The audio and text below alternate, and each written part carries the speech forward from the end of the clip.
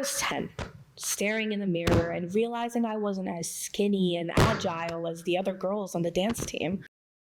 And before I knew it, I hated the way that I looked. It just spiraled into something out of control. I hate the way I look, the way I talk, the way I act, the way I think, the way I am, everything about myself. I don't want to be alive anymore. I began to hate the way I did everything. I would spend my summers locked away in my room by myself on my phone. I began to binge eat. I stopped enjoying the things that I loved.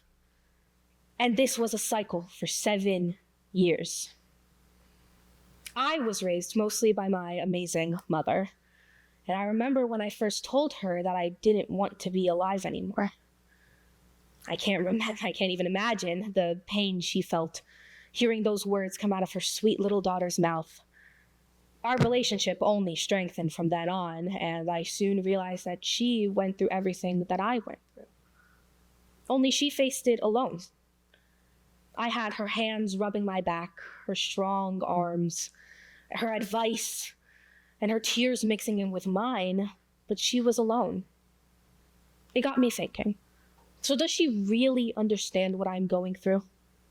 How can she understand? Has anyone gone through the same experiences that I have?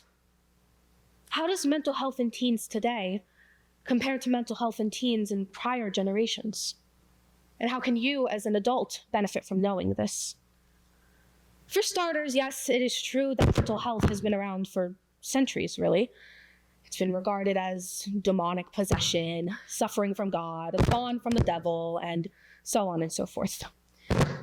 Young soldiers in the past have been seen with PTSD. Women suffered from depression due to their oppression. African Americans faced anxiety, not knowing what was to come from the civil rights movement. Mental health issues have been around for centuries. They've just been swept under the rug. Research was limited and solutions were nowhere to be found.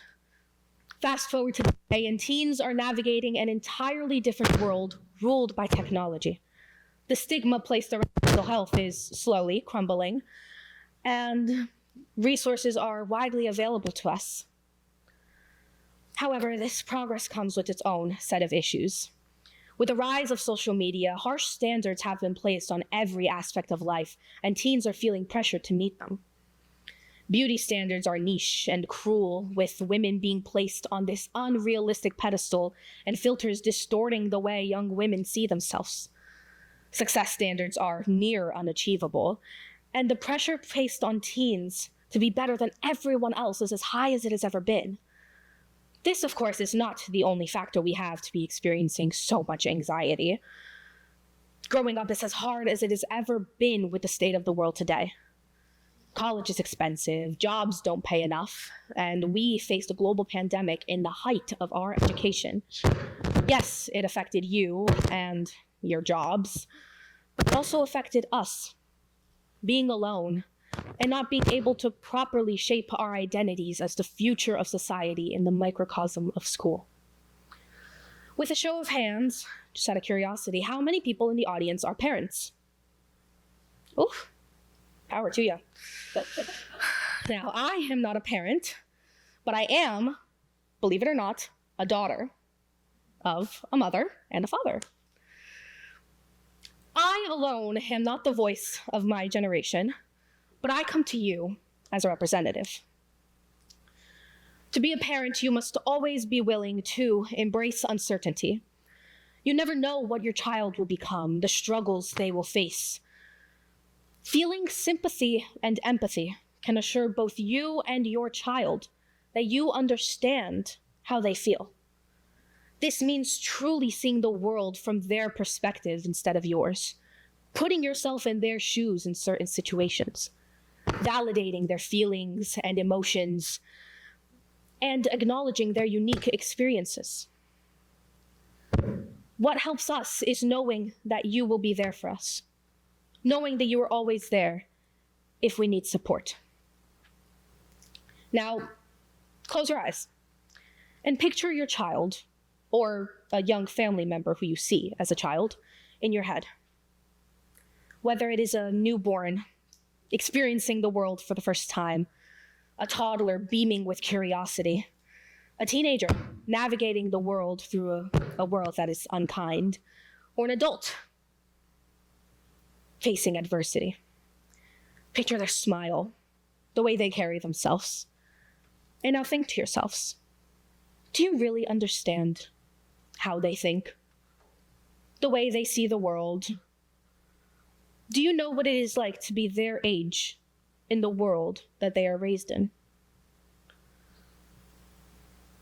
Healing is not easy.